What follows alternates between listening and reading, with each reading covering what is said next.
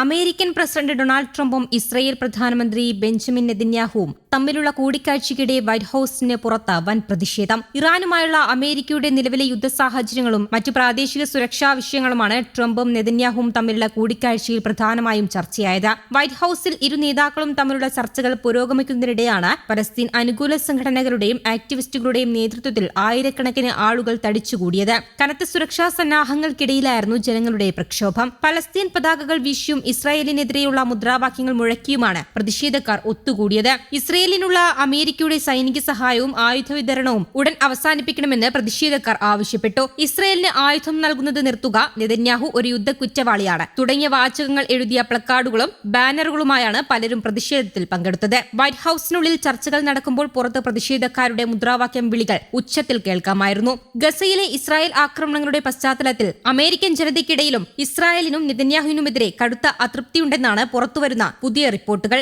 പ്രമുഖ ഏജൻസിയായ ഇക്കണോമിസ്റ്റ് യൂഗോവ് അടുത്തിടെ നടത്തിയ സർവേയിൽ 49% അമേരിക്കക്കാരും നെതന്യാഹുവിനെ അമേരിക്കൻ നിയമപാലകർ അറസ്റ്റ് ചെയ്യണമെന്ന് അഭിപ്രായപ്പെടുന്നവരാണ്. ഇതിൽ ട്രംപിന് വോട്ട് ചെയ്ത 23% പേരും ഉൾപ്പെടുന്നു. സർവേയിൽ പങ്കെടുത്ത 47% പേരും നെതന്യാഹു യുദ്ധക്കുറ്റങ്ങൾ ചെയ്തതായി വിശ്വസിക്കുന്നു. കൂടാതെ 43% അമേരിക്കക്കാരും ഇസ്രയേൽ പലസ്തീനികളോട് വംശഹത്യ നടത്തുകയാണെന്ന് കരുതുന്നവരാണെന്നും സർവേ റിപ്പോർട്ടുകൾ വ്യക്തമാക്കുന്നു. നെതന്യാഹുവിനെതിരെ അന്താരാഷ്ട്ര ക്രിമിനൽ കോടതി പുറപ്പെടുവിച്ച അറസ്റ്റ് വാറണ്ട് അമേരിക്കൻ സർക്കാർ നടപ്പിലാക്കണമെന്നും അദ്ദേഹത്തെ അന്താരാഷ്ട്ര കോടതിക്ക് കൈമാറണമെന്നും പ്രതിഷേധക്കാർ ആവശ്യപ്പെട്ടു. സ്വന്തം രാജ്യത്തെ ജനങ്ങളുടെ നികുതി പണം ഇത്തരം യുദ്ധ കുറ്റവാളികളെ സംരക്ഷിക്കുന്നതിനായി ഉപയോഗിക്കുന്നതിനെതിരെയും പ്രതിഷേധക്കാർ കടുത്ത അമർഷം രേഖപ്പെടുത്തി. മുൻകാല സന്ദർശനങ്ങളിൽ ലഭിച്ചിരുന്ന ഊഷ്മളമായ സ്വീകരണത്തിൽ നിന്നും വലിയ മാറ്റത്തോടെയായിരുന്നു ഇത്തവണ നെതന്യാഹു വാഷിംഗ്ടണിലെത്തിയത്.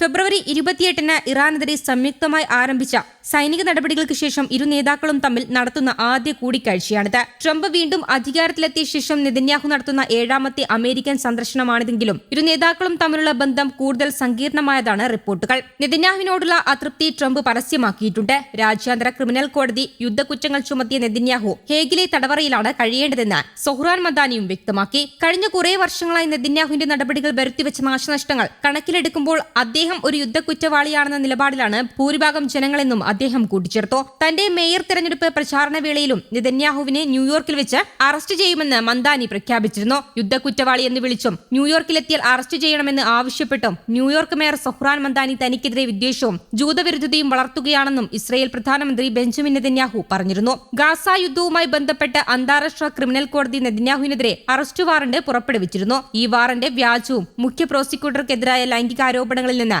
ശ്രദ്ധ തിരിക്കാനുള്ള നടപടിയുമാണെന്ന് നെതന്യാഹു കുറ്റപ്പെടുത്തി.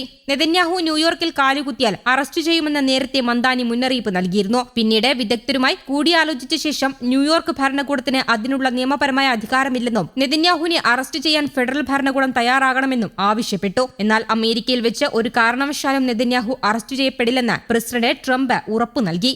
News desk Kerala Kaumudi.